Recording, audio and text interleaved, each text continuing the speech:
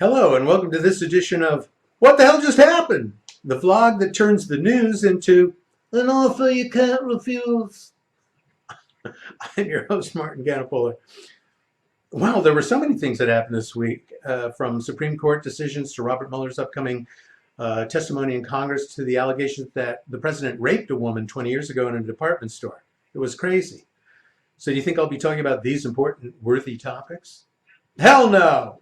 Why? Because this week the DNC held the first in a series of Democratic presidential debates. Cue music. What? Oh, right. That's right. We don't have music. So what the hell just happened at the debates? Well, even if you're not a political junkie, there is a good chance you caught some or all of it. 52 million people did.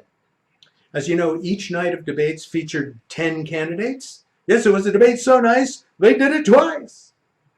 And they were actually pretty good, substantive, almost delightfully wonky.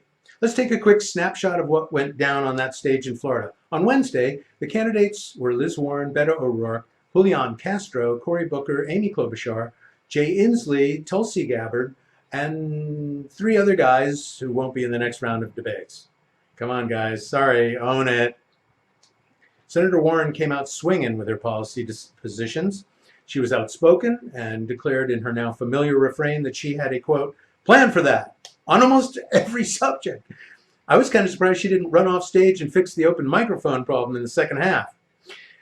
She had the most to lose in this event since her polling numbers were higher than the others on the stage with her, but she seized the moment with clarity and with passion. Leon Castro also had some moments of real emotion and ideology. He even spoke Spanish, which we all know he doesn't really speak. But he did well. Beto O'Rourke, in contrast, speaks fluent Spanish, but seemed less than fluent on questions about tax rates and immigration policy. He also seemed kind of stiff and uncomfortable much of the time, you know. If there was a loser on Wednesday, it was probably Beto. Cory Booker also trotted out the old Espanol just to show that he bothered to learn some. Booker did okay, and he never missed an opportunity to renew his street cred by referring to his ghetto-like Jersey hood.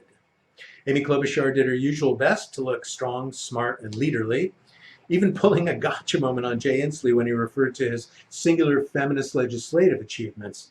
She basically called him out on not having the proper credentials to claim unique feminist bona fides. Overall, Wednesday's debate was civil, substantive, and almost nostalgically normal. Then there was Thursday. What a difference a day makes.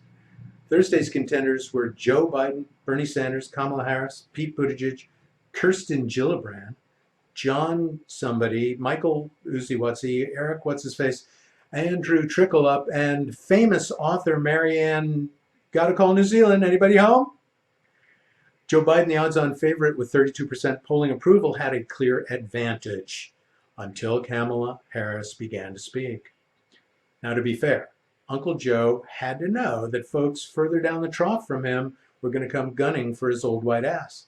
So it was surprising that he left himself so open to that assault.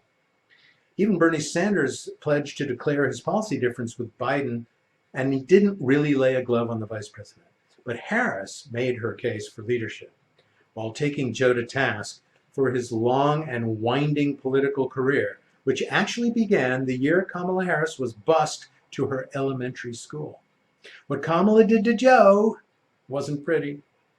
As always, Bernie expertly framed the same policy proposals that he's championed since the redwood forests were saplings. God bless him for dragging the Democratic Party away from Clinton-era Republican light. Universal health care, free public education, and forgiving student loan debt have now been more or less embraced by the majority of candidates. But Bernie himself seemed curmudgeonly and irritable. Hey, I know the feeling. Hey, you, don't park in my driveway, okay? Mayor Pete had a few candid moments in the wake of his terrible week back in South Bend. He came off as authentic, credible, thoughtful. He was, in a few words, very vice presidential. Kirsten Gillibrand was smart, animated, and thoughtful, but hey, you could say the same thing about Lisa Simpson, and she ain't running for president yet. And Eric Swalwell's anti-gun violence position was also well received when he wasn't repeating the need for Biden to pass the torch to a more youthful candidate. There were moments of chaos and cacophony during which time the moderators could have used flare guns and air horns to regain control. But my takeaway is that there is a plethora of candidates who could do not just the daunting job of leading our country into a sustainable future, but to kick some pompous, lying, misogynist ass to do it, too. Thanks for watching this edition of What the Hell Just Happened. Join me next week for a special edition where we'll look at what the Orange Menace did or didn't do at this week's G20 summit in Japan. Bye for now.